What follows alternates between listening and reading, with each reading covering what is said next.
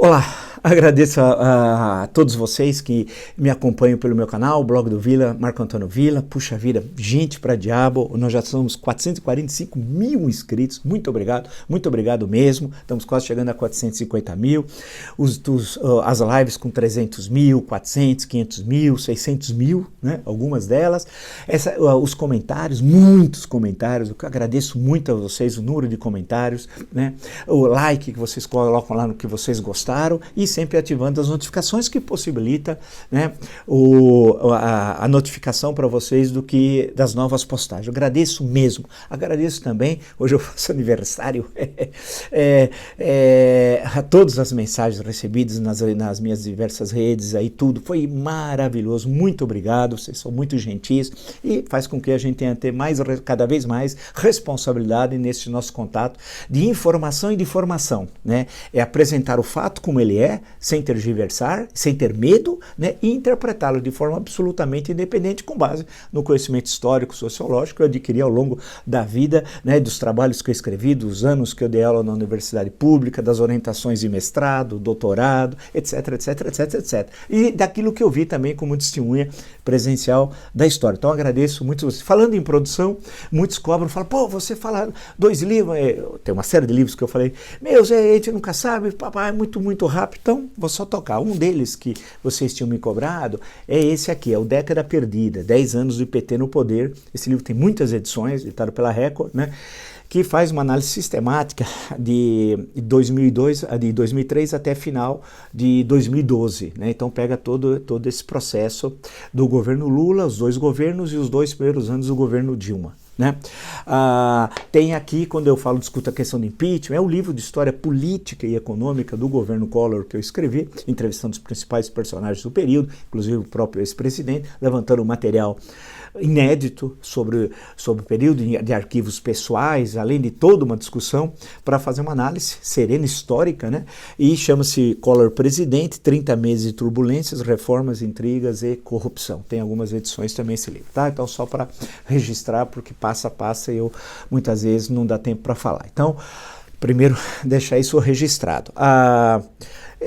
Vamos entrar direto aí na nossa discussão, né, do que aconteceu hoje. Eu passei numa batida de olhos em todo o noticiário, desde ontem à noite pós-live e hoje logo cedo, e é engraçado, tem algumas questões que eu acho que vale a pena a gente destacar. Primeiro eu vou fazer alguns cortes temáticos, fazer, né, uma divisão para depois dar uma visão de totalidade, né. A questão econômica eu não entendi, já desde ontem já tinha ocorrido algumas mensagens, algumas passagens e mensagens, dizendo que, olha, o mercado estava muito satisfeito com a gravação. O mercado, eu nunca sei quem é o mercado, eu venho falando sempre isso, eu sempre, quem é o mercado, hein? Não é o Walter Mercado lá de Porto Rico, acho que não, né? É alto, baixo, gordo, magro, qual é a idade, mas existe um ser chamado mercado, que eu não conheço, mas tudo bem. Mas o tal mercado disse que tinha ficado muito satisfeito com a gravação, porque a gravação não mostrava crimes cometidos pelo Bolsonaro, não sei de onde tiraram isso. E também o mercado estava muito satisfeito com a privatização do Banco do Brasil, que o governo ia fazer privatização. Eu falei, isso é um delírio, de onde tiraram isso? Na reunião tem uma fala sobre privatização, que o Guedes se dirige ao presidente do banco, e dizendo, qual é o seu sonho, Rubem? Qual é o seu sonho? Uma coisa patética, digna do Guedes, né? Qual é o seu... Aí ele disse que queria privatizar e tal. Esse governo não vai privatizar nada, nenhuma agulha, coisa alguma, isso é uma bobagem. Grande bobagem, né? Em momento algum na reunião, não se discutiu nada naquela reunião, aquela reunião de botequim, né? Que joga pinga pro santo, né? Não se discutiu coisa alguma, e muito menos a questão da privatização. O mercado está demandando o quê? E em relação à gravação, o número de ilícitos foram comprovados, ou seja, o que o Sérgio Moro tinha dito, a reunião comprovou de forma inequívoca, e depois os prints, né, que foram mostrados depois, do próprio dia 22 de abril, antes da reunião, em que o presidente mostra ali que a questão do Valeixo, a demissão, ele não pediu demissão ao Valeixo, foi o presidente coagindo, sim, o então ministro da Justiça. Então está tudo comprovado. Sobre o Bolsonaro não há nenhuma dúvida, é criminoso, como nós sempre dissemos aqui, né, é um homem criminoso, que tem uma longa história com crimes, né, convivência, né? Com 30 anos, com todo aquele submundo carioca, do qual ele conhece bem, amigo de todos, né? Toda aquela turma, e os seus filhos sempre também convivendo com criminosos, é uma espécie de DNA da família Bolsonaro, e a reunião reforça aquilo, além daquela coisa pavorosa. Vocês não imaginam a repercussão, né, no exterior daquela reunião. É uma coisa devastadora. O Brasil acabou diplomaticamente, comercialmente. Nenhum fundo sério, eu vou entrar nessa questão daqui a pouco, pensa em colocar dinheiro no Brasil quando vê aquele bando de malucos aloprados, né, daquela reunião. Isso para ser educado, que tem coisas muito piores ali, né, 34 palavrões, etc. Bem, mas plantaram essa notícia de que a gravação, tal, era ótima, a privatização do bebê, só para especular com a bolsa. E eu tinha dito a uma pessoa, eu falei, eu tenho certeza que hoje a bolsa dá uma leve ascensão e subiu. E amanhã volta a cair. Né? Vai continuar, porque não há perspectiva nenhuma de recuperação econômica. Ao contrário, a crise vai se aprofundar mais. Não há uma curva ascendente. Há uma curva descendente. Isso daí é especulador que planta para ganhar na segunda, né? E depois os bobalhões perderem na terça e na quarta. É isso, essa especulação a gente conhece de há muito. Né? E o pessoal cai igual patinho. Falei, não, isso não existe. Porque não tem nenhum indicador econômico que mostre a possibilidade de nós, com esse governo criminoso, que rompe com a Constituição todo santo dia, cometendo crimes contra a Carta Magna, que nós tenhamos possibilidade de recuperação econômica. Pelo contrário, vimos a imprensa internacional sábado, domingo e agora segunda-feira, ela acaba com o Brasil, a imprensa internacional da área econômica, os jornais importantes, aqueles que as pessoas de fundo de pensão leem e se informam. Eles não vão se informar pelas fake news do Carluccio. Ninguém vai imaginar, em sã consciência, que um grande investidor estrangeiro vai estar preocupado com o Carluccio e as fake news. Né? Nada. Vai se preocupar com as análises concretas econômicas, com os dados apresentados. E os dados são devastadores. Teremos a maior recessão da história. E teremos um 2021 horrível. E um 2022 muito difícil. É esse o cenário. Isso mesmo que saia esse governo. E sair o governo é a condição sine qua non para iniciar um difícil processo de recuperação econômica. Né? E aí, toda essa balbúrdia produzida pelo Bolsonaro, porque a oposição quase não existe. A oposição ao Bolsonaro é ele próprio. É ele próprio. Quer dizer, quando você vê aquela gravação, aquilo é oposição ao próprio governo, a gravação em si. É um governo que nem precisa de oposição. Ele é oposição a ele próprio. Casos sui generis na nossa história. Bem, afaste investidores. Nós estamos com uma péssima imagem no exterior, uma péssima imagem. Né? Fuga de capitais, hoje apresentaram mais dados, fuga de capitais, não para de capitais estrangeiros sair. Não para de sair. E vai sair ainda mais, porque nós teremos uma situação difícil de recuperação dos chamados países mais desenvolvidos, né? E vão puxar capitais daqui para lá. Né, para o centro do sistema capitalista. Pode registrar, isso é batata, vai ocorrer. O isolamento internacional do Brasil, é o que eu sempre disse agora, todo mundo está dizendo, tudo bem, eu gosto, legal, mas aqui foi dito primeiro, né, o isolamento, o Estado páreo, parece a África do Sul na época do Apartheid, dando exemplos do que fez o Beato Salu no Itamaraty, o que o Bolsonaro faz, a relação de submissão aos Estados Unidos, o reflexo que os países muçulmanos da irresponsabilidade da política em relação ao Oriente Médio, a questão da embaixada em Jerusalém. Nós demos muitos exemplos aqui, e todos bateram direto com os fatos, né? Foram reforçando, né? Não é questão de ser profeta, ser o Isaías da Bíblia, por exemplo, entre tantos profetas, mas é claro, e os fatos foram reforçando a nossa análise, porque só interessa ter análise assim. Porque senão você faz uma tautologia, você diz a mesma coisa com outras palavras. Você tem o fato, aí vem o comentarista falar daquele fato. O céu tá azul, ele fala, hoje tá um dia bonito, tá um dia bacana, tal. Porque o céu, aí o outro diz que o céu tá azul, outro diz que o sol tá brilhando. É tudo a mesma coisa. Você precisa ir além disso. Esse é o nosso papel nesse canal, a independência, a reflexão e a projeção do que pode ocorrer na conjuntura brasileira, especialmente no campo da política e no campo da economia. É esse aqui o nosso papel. E em termos econômicos está muito claro. Fuga de capitais, isolamento internacional, péssima imagem, né? Afasta os investidores e um dos jornais estrangeiros diz, Bolsonaro leva o Brasil ao desastre econômico. É isso, desastre econômico. E leva ao desastre econômico. Está muito claro. Está levando ao desastre aí. Isso é o lado econômico. Né? Que é inacreditável a situação que nós estamos vendo. Não há programa de recuperação das micro, pequenas, médias empresas, não há nada. Nada. A questão dos auxílio emergencial, nada. A questão realmente, numa análise séria sobre finanças públicas, também não há. Não há nada. Não há governo. Não há. Acabou tudo. Ah, mas os projetos de reforma, não há reforma. Acabou o governo. É um governo que um homem translocado, psicopata, com tudo aquilo que é nítido na figura do Bolsonaro, está desesperado tentando fazer alguma coisa. Isso é claro. Basta ver, insisto, a micro manifestação de domingo, fracasso, e toda a encenação, vindo de helicóptero, descendo na vice-presidência, caminhando a pé. Lembra o Hitler, Congresso Nuremberg, célebre filme, O Triunfo da Vontade, um clássico do cinema, mas um filme de propaganda do nazismo, né? Vocês consultem. Só que ele vem de avião, aí aparece a sombra do avião. Ontem eu estava observando uma imagem e vi, era um helicóptero, diferente a sombra, ele vem dando alto e desce. Tal qual o Hitler, mas ele é patético, ele não consegue, primeiro não mobiliza as massas, tinha 200 pessoas lá, se tanto, foi um fracasso, ou seja, politicamente ele não mobiliza ninguém, não consegue mobilizar, né? Ele não tem base parlamentar, insistimos, não tem base parlamentar, as pesquisas mostram o isolamento dele nas pesquisas de opinião, e eu fico pensando com meus botões, como é que esse governo continua aí? Né?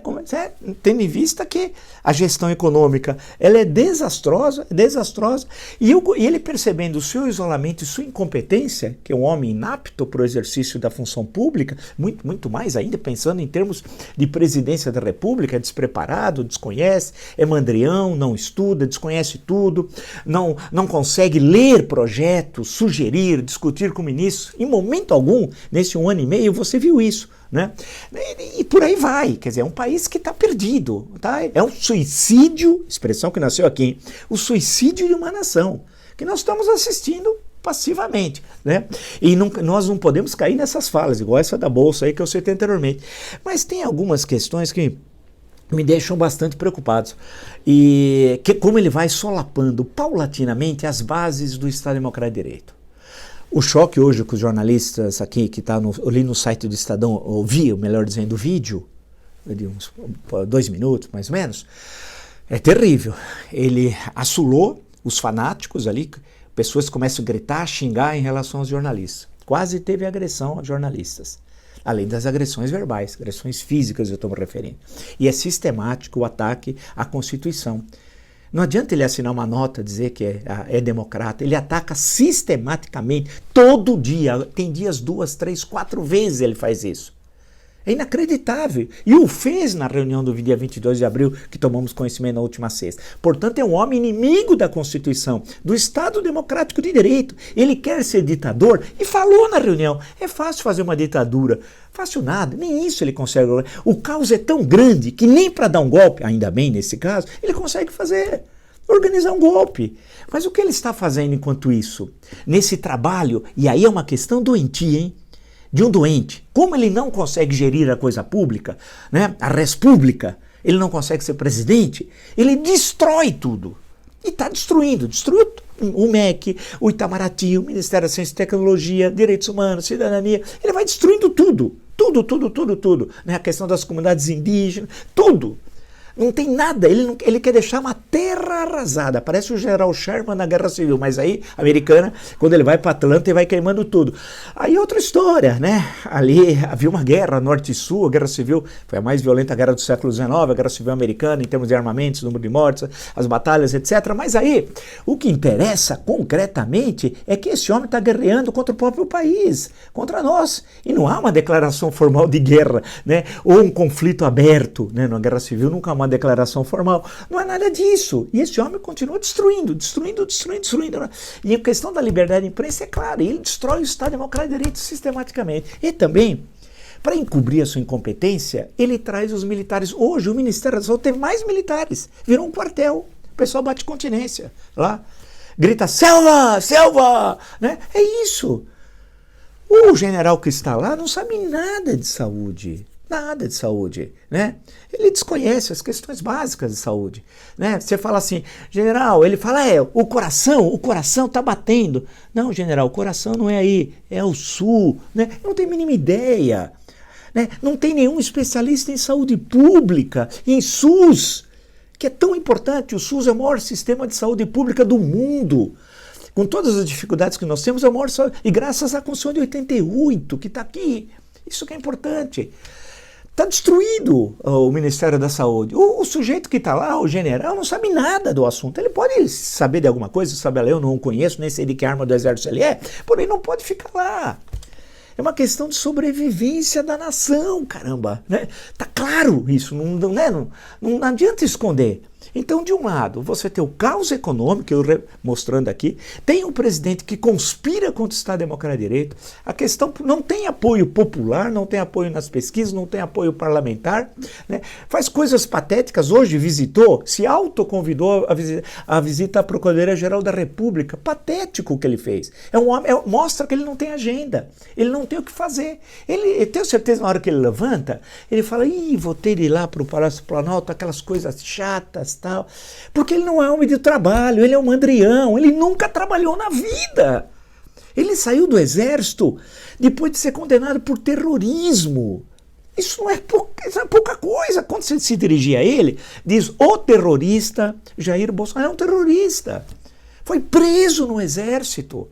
Como ele pode falar de hierarquia e obediência, que são dois pilares básicos, né? Esse homem. E a grande questão, como diz um dos jornais, do exterior, Bolsonaro leva o Brasil ao desastre econômico e nós estamos assistindo passivamente esse desastre. Quando ele se mete nas questões de saúde pública, da cloroquina, todas aquelas palhaçadas e os fanáticos ficam em grupos de WhatsApp reproduzindo aquelas bobagens, né? As pessoas não têm a mínima consciência crítica, não têm a responsabilidade. A OMS aqui suspende testes com cloroquina contra a Covid-19. Né? Mostrou que tudo que tinha sido dito pelo ex-ministro Mandetta era correto. Correto. A grande questão é que hoje o maior adversário do Brasil é ele. Então nós passamos mais um dia, ou melhor, perdemos mais um dia. Como diz o Geraldo Vanandera, era um clássico, quem sabe faz a hora, não espera acontecer, não é isso? Né? Só que nós não estamos, está aí passando a história. E nós não estamos sabendo agir em relação à história. É isso que deixa, acho que a gente atônito. Os parlamentares, os poderes constituídos, né? As sociedades de classe, as entidades, nada. O Brasil está sendo destruído e eles estão simplesmente assistindo à destruição do Brasil. Então, é um negócio inacreditável, é inacreditável. Eu nunca, e com certeza, eu acho que nenhum de nós viu isso, porque ele está, ao solapar, por exemplo, trazendo o exército. É claro que ele está querendo fazer, ele está querendo socializar o desastre da sua gestão. Dizendo, não sou só eu, não. É o Exército também. Tudo que o Exército ganhou nos últimos 30 anos, quando ficou com as suas funções profissionais, com a redemocratização, perdeu no governo Bolsonaro. Em um ano.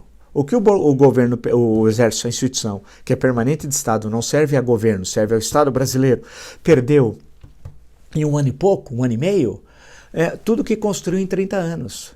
Porque a cada momento ele vai trazendo mais, né? E dando a entender que ele tem um apoio do Exército, insinuando dessa forma que ele pode dar um golpe de Estado, é isso.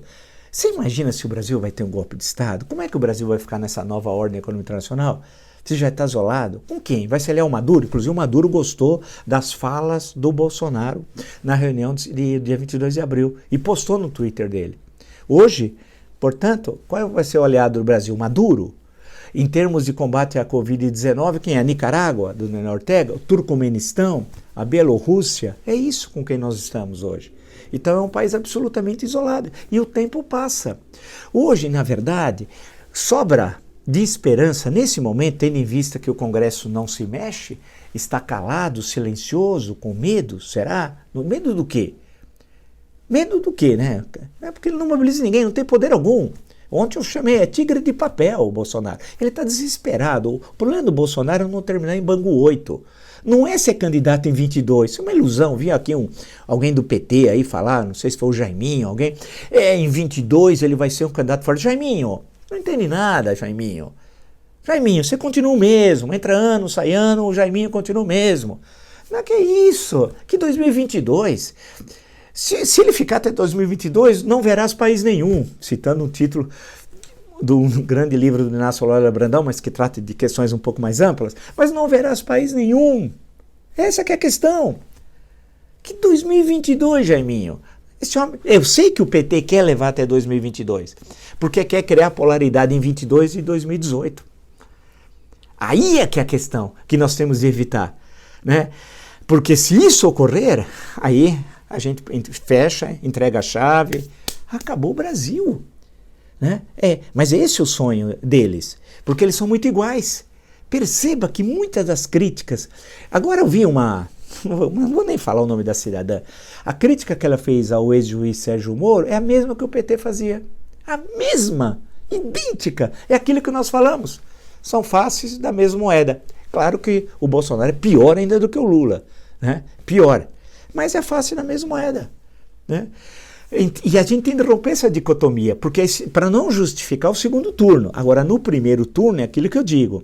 Nada justifica o voto no Bolsonaro. Senhoras e senhores, me desculpem, porque você tinha um monte de alternativas. Ah, mas tinha gente muito boa, tinha gente que você pode discordar aqui, porque você não pode concordar com o que diz todo candidato. Veja as entrevistas no meu canal, muitos deles temos longas entrevistas. Você não pode dizer que candidatos os mais variados ali, nós conversamos, acho que de candidato a presidente da República, uns 4, 5 no meu canal, você tem posições, qualquer um daqueles é muito melhor do que o Bolsonaro, por exemplo. É muito melhor que o Bolsonaro, ou não? Claro que é. Então por quê optar por ele? Errou? Não, acontece. Eu também, ao longo de... Desde o meu primeiro voto foi em 74, faz tempo, hein?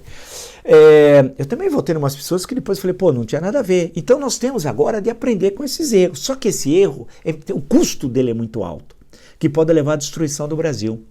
O custo dele, porque é um homem que conspira, é um homem que tem tons nazistas e tons fascistas, mas ele não é nazista e fascista no sentido clássico. Ainda bem, porque ele é preguiçoso, é um mandrião, ele não consegue entender o que é o nazismo e não consegue entender o que é o fascismo, que são duas coisas diferentes, nazismo e fascismo. Ele não consegue, mas tem tons que aparecem aqui no seu discurso. Não é acidental que o rapaz da cultura, aquele secretário, pôs lá a música do Wagner e... O Wagner já tinha morrido, evidentemente, foi apropriado o Wagner pelo nazismo. E depois fez um discurso à la Goebbels, citando Goebbels. Não é acidental aquilo, né? E outras tantas falas, essas agressões que lembram muito os camisas negras do fascismo, aí já do fascismo. Então tem essas características. E ele conspira contra isso, porque tanto o nazismo como o fascismo não convivem com a democracia. E precisam asfixiar e destruir a democracia. Mussolini assim o fez na Itália. O mesmo fez na Alemanha o Hitler. Aquela menção às milícias, né, que muitos mostraram até a foto, a primeira página do grande jornal, que infelizmente não existe mais, Correio da Manhã, pegava uma frase do Mussolini, né? É isso, mas essa ideia de que todos precisam ter armas é conversa fiada. Ao falar isso, eles querem desmoralizar o monopólio da força do Estado, né? E jogar o cidadão contra o monopólio da força do Estado. Mas eles é que depois vão querer ter um monopólio da força do Estado. Eles, né? Para oprimir, para reprimir, para prender, para torturar, assassinar, matar, para censurar. É isso as ditaduras. Né? Assim fez o fascismo, assim fez o nazismo na Alemanha, utilizando-se de estruturas democráticas. O Mussolini chega numa coligação, naquela patética Marcha sobre Roma em 1922, e o Hitler numa coligação com o Von Papen em janeiro de 1933, e depois destrói a jovem democracia mais precária, vamos chamar assim, italiana, enquanto a República de Weimar, que foi ter uma bela constituição, tudo aquilo é destruído pelo Hitler, né? Então a questão que se coloca hoje é que nós temos um homem semelhante a isso, que tem, portanto, características do nazismo, e eu disse lá atrás, em 2018, tem vídeos meus onde eu trabalhava, hein? Tem coisas de fascismo, sem conseguir construir uma visão nazista ou fascista, né, com autoritarismo o mais exacerbado, aquele que vem da trágica tradição latino-americana, mas sempre atacando a Constituição. E ele dá 2 passos à frente, um atrás, 2 à frente, um atrás, 2 à frente, um atrás. E quanto mais ele desmoraliza as instituições, mais difícil vai ser as instituições reagirem contra ele. E isso é central. Porque as pessoas vão ficando desanimadas, ficam desacreditadas no poder da mobilização, da democracia, das liberdades do Estado Democrático de Direito. É isso que ele joga. E é isso que a gente tem que se posicionar contra, né? Contra, porque não há alternativa. O STF hoje joga, por fim, um papel fundamental. Alexandre de Moraes, Celso de Mello, os dois jogam papel sério. E aí no campo jurídico, não é no campo político, no campo das leis. Hoje nós dependemos, como esse homem é inimigo das leis, né, o Bolsonaro, nós dependemos do guardião da Constituição. Quem é o guardião? É o STF. E eu espero que ele vá cumprir a sua tarefa constitucional. Né? E para cumprir sua tarefa constitucional, tem de enfrentar esse criminoso que envergonha o Brasil, né? Que desmoraliza o Brasil. Hoje nós somos motivo de chacota no mundo, né? Por ter uma pessoa que nada tem a ver com a nossa tradição, que coloca obstáculos seríssimos para a nossa futura recolocação na economia internacional, na nova ordem econômica, no campo político e diplomático também, e principalmente é conivente com a destruição, com a morte de milhares e milhares e milhares de brasileiros. E o fez no cachorro-quente de sábado, fez na palhaçada da micro-manifestação, né, e fará toda vez que tiver oportunidade. Está mais que na hora de dar um basta a esse homem. Basta! Chega de Bolsonaro! Ninguém aguenta mais. Agora, as instituições têm de funcionar, né? Porque nós não podemos ir às ruas, temos a crise sanitária, né? Não podemos ir para um auditório. As instituições têm de funcionar. E aí, a base sempre é a Carta de 88. Se você gostou dessa, de tantas outras lives no meu canal, e não se inscreveu, eu sugiro que eu faça o blog do Vila, Marco Antônio Vila, ative as notificações, sabe? Coloca like no que vocês gostaram. Eu gosto muito dos debates que vocês fazem, chega a ter 5.000 comentários, puxa vida, em lives, isso é para poucos, graças a vocês, o interesse de vocês. Muito obrigado mesmo, e lembro que na plataforma www.cursodovila.com.br, lá tem meus cursos de história, vários. O primeiro que está sendo oferecido é o História da Ditadura Militar no Brasil, e lá tem toda a forma de como fazê-lo, tá bom? Nos encontramos amanhã. Até. Lembrar que hoje eu estou no Jornal da Cultura, hein? Daqui a pouquinho, estou correndo para lá. Até.